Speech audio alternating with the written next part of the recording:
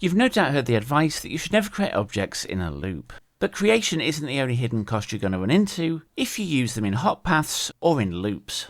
I've been tuning systems for a long time, and in this one I'm going to show you another common hidden cost of objects and how to fix it. By the end of this video, we'll have tuned a program and cut its time almost in half. Let's get right to it. This game is of course tic-tac-toe, and there are two AI players playing themselves 500 times. Before any tuning, we were seeing 28.2974, 28.2411 and 28.1833 timings. Looking at the code now, and this is the Minimax algorithm. This is the AI behind the two players. At the very start of the Minimax algorithm, we check the board to see if either the game is over or we have a winner. Checking who the winner is the more expensive call of the two, so it comes last, so it's short. If we do have a winner, then we call evaluate board state. Looking at this code, it checks who the winner is twice more. So this call being expensive is now called in triplicate.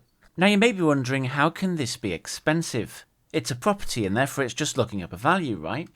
Well, that's not true, because properties actually hide what's happening. It could actually be doing a really complex calculation. And we'll see the actual code a little bit later. But for now, I just want to assume it's a black box, we don't have control of the code, and so what can we do to tune it? Well, the obvious thing is to cut the number of calls to check the winner. So instead, let's call it once and catch the value in a variable that we look up later. First, I'm going to change evaluate board state to add a parameter to pass in the winner. Then we'll just create the variable in Minimax and set it to none. I'm now going to change evaluate board state to change every occurrence of self.board.winner to board winner. Now we can't just walrus assign in this if statement, because self.board.winner is only called if it's not a draw. And if Minimax is always right and the two AI players are as good as each other, they will always draw. So instead we need to move the board winner check into the else. And then we're going to branch that so the original logic in the else runs if there isn't a board winner.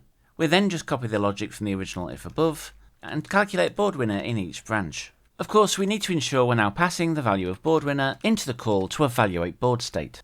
Give that a quick test now, and our runs are 22.9756, 23.0603 and 23.0702 respectively. So if we left it here, this one quick change would have saved us around 5 seconds.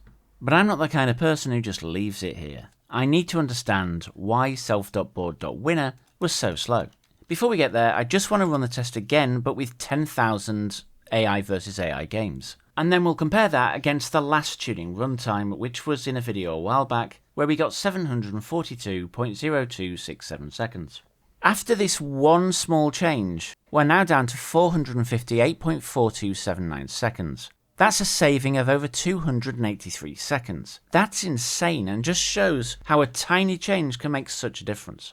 Now, as I mentioned, I'm not the one to leave it here, and so I did some more tinkering afterwards and got it down to 377.5344 seconds. That's almost a 49% reduction in runtime. That's huge. So what did I do? If we look at the winner property now, it's now just returning self._winner. And this new def calc winner was the old code from the winner property, with one exception. I'm now doing a filtered check instead of a full check, which we'll get to in a second. I move the actual winner calculation into once a move has been played, or once a move has been undone.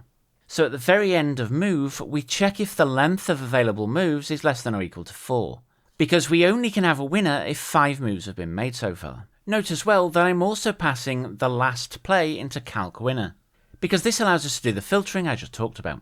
And we're doing this in a dictionary lookup. So what is this filtering? Well, to check if someone wins, we have to check all the possible rows, columns, and diagonals that could allow a win. So this array at the top stores the positions of all of those. A total of 8 combinations that we use to check each time we are checking if a win has occurred. But now when the board first initializes, which is before any of the games start, we pre-compute 9 sets of checks depending on the move that's just been made. So for I in range 9, we basically create check dict 0 equals any check that contains a 0. Check dict 1, any line that contains a 1, and so on.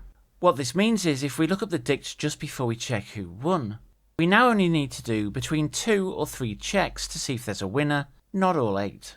This leads to very substantial savings, cutting our runtime in almost half, so it's well worth doing. Now, tuning code almost requires a scientific method. I have a video on my method, which I'll link top left. You can check that out right now. And with that, Thanks for watching, and I hope to catch you on the next one.